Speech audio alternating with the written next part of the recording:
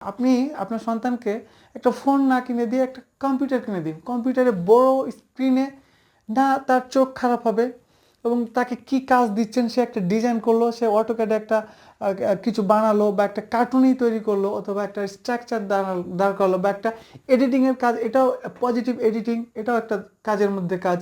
তারপর হচ্ছে গ্রাফিক্যাল যে কাজগুলো রয়েছে, banner, festoon, logo, business minded তাকে তৈরি করার জন্য তাকে একটা কাজ দিন। আচ্ছা, এখন আপনি একটা ফোন কিনে দিলেন, ফোন নিয়ে আপনার সন্তান ওই যে লুকিয়ে এক জায়গাতে মার মার কাট কাট কাট এই খেলা খেলছে, চোখ খারাপ করছে, চোখের উপরে সবসময় দেখছে, আমরা নিজেরাই দেখতে বারবার দেখার পরে মাথা ব্যথা করে, যন্ত্রণা করে, তাকে একেবারে ফোনমুখী করে তুলছেন, তার টেনশন, ফোন ছাড়া খাবে না বাচ্চা, ফোন ছাড়া এটা শুনবে না ওইটাই শুনবে না। আপনি ভাই এই জায়গা থেকে বেরিয়ে আসেন, আপনি ক্রিয়েটিভিটি হন, বিজনেস মাইন্ডেড হন, কিছু একটা তৈরি করুন, নিউনেস ইনোভেশনের মধ্যে দিয়ে থাকেন।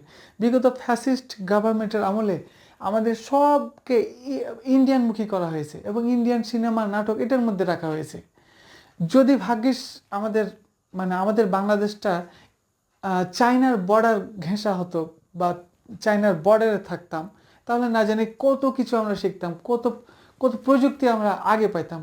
আপনারা হয়তো জানেন কি না, চায়না এখন 2070 সালে অবস্থান করছে, 70-80 সালে অবস্থান করছে। চায়না এত টেকনোলজিতে এত এগিয়ে আছে, সেখানে আমরা 2024 সালে বসে আছি। আপনি যদি টিচার হন তাহলে ভিডিও ছাড়ুন, আপনি যদি নতুন কিছু একটা প্রযুক্তি নিয়ে আসেন, সেটা যদি আপনার ক্রিয়েট থাকে সেটা করুন, বিজনেস থট নিয়ে আসুন। কোনো জায়গাতে কোনো গ্যাপ হলে, যেমন আমরা বলি যে এটা এখানে হলে এটা ভালো হতো, এটা এখানে হলে এটা ভালো হতো, ভাই এই গ্যাপটাকে নিয়ে আপনি কাজ করুন।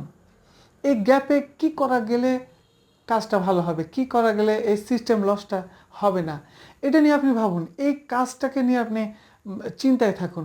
আর এভাবেই হচ্ছে ব্যবসার মূল প্ল্যানিংটাই হচ্ছে যে আপনি অন্যের প্রবলেম সলভ করে আপনি কি করবেন, একটা জাতিকে সামনে এগিয়ে নিয়ে যাবেন, টাকা আপনার পিছ পিছ এমনিতেই আসবে।